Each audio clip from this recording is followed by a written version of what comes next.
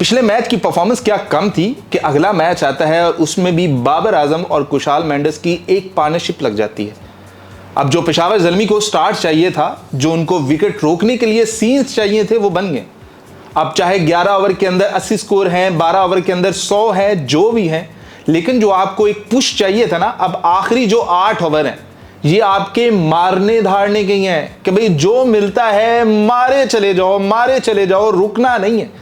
क्योंकि जो आपको पुश मिलना था, और ये वो वाली पिच नहीं है कि 246 बना दो, हालांकि पिछली पिच भी 246 वाली नहीं थी, लेकिन वहां पर भी पेशावर ज़ल्मी ने ऐसी परफॉर्मेंसेस दी कि जिसकी वजह से 246 बन गया। यहां पर भी मोमेंटम बन चुका है भाई, सीन ऑन हो चुके हैं। अब आपने सिर्फ आखिरी ये जो 8 ओवर रहते हैं इनके अंदर 110 120 बना लेते हैं तो भैया आप फिर ये मैच जीते जिताए। तो बाबर आजम ने आज फिर आपको सपोर्ट दे दी है, कुशाल मेंडिस ने आपको सपोर्ट दे दी है। अब ये सपोर्ट कहां तक चली जाती है ये तो देखेंगे आप भी और हम भी देखेंगे, लेकिन जो एक जरूरी रिक्वायरमेंट होती है ना बाबर आजम की जानब से, जैसे कि मिसबाह उल हक ने बाबर आजम के बारे में कहा है कि भैया उसने वो जो मॉडर्न डे क्रिकेट है ना वो छोड़ दी है।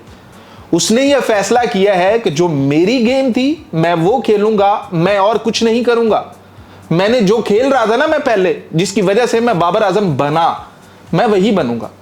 मुझे नहीं बनना, मुझे नहीं मारने छक्के, मुझे नहीं चौके मारने, जहां पर बॉल आएगी मैं मारूंगा। पिछले मैच में हमने देखा कि 150 प्लस के स्ट्राइक रेट से वो बंदा खेला है। इस मैच के अंदर भी आपका मोहम्मद हारिस अर्ली चला जाता है, तो वहां पर बाबर आजम टिकता है, बाबर आजम मैच को बनाता है, आपको एक मोमेंटम सेट कर कर देता है।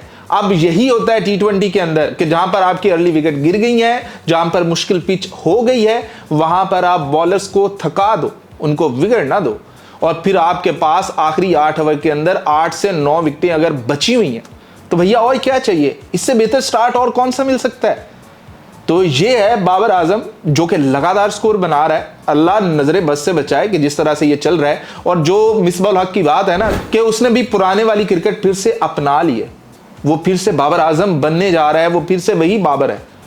ये जो आपने उसके ऊपर प्रेशराइज किया हुआ था गेम बदलो, उसने बाबर को ही बदल के रख दिया। बाबर को नॉलेज ही नहीं आ रही थी कि यार मैं इसको अडॉप्ट कैसे करूं। वही था ना कि कबा चला हंस की चाल, वही वाली बात होगी। तो बाबर आजम एक अलग सीन है, बाबर आजम की गेम अलग है। आपने बाबर आजम के इर्द गिर्द खेलने वाले प्लेयर लेकर आने हैं। ये नहीं करना कि बाबर आजम 50 पर 110 बनाएगा, भाई नहीं बनाएगा, वो कभी हो तो बनाएगा भी। जहां पर उसका सीन ऑन हो गया वो करेगा भी, और इससे किया हुआ भी है, उसने 46 पर 100 किया हुआ भी है। तो पाकिस्तान की तरफ से सबसे ज्यादा सेंचुरीज उसी के पास है, 11 सेंचुरीज है उसके पास। कोई और प्लेयर है आपका? नहीं है। तो सीन ऐसे हैं कि बाबर आजम ने फिर से स्कोर बनाए हैं। मैं फिर से बाबर आजम की तारीफ कर रहा हूं, और बनती भी है, जगह है।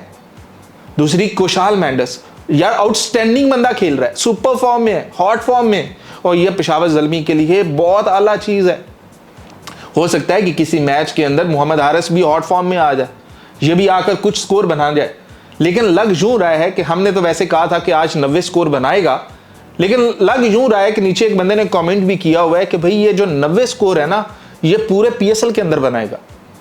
तो हम तो दुआ करते हैं कि अगले ही मैच के अंदर 100 आ जाए, और पेशावर ज़ल्मी को जो एक पुश चाहिए, जो यानी कि जैसे ही पावर प्ले होता है आप ऐसा बैटर क्यों रखते हो? आपको पता है ये टुल्लर है, प्लेयर तो है नहीं, तो टुल्लर किस लिए रखा है कि टुल्ले मारे, लेकिन टुल्ले लग ही नहीं रहे।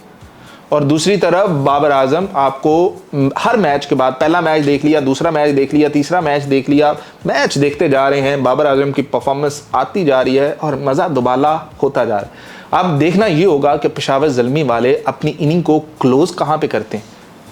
क्या लगता है कितने का टारगेट होगा?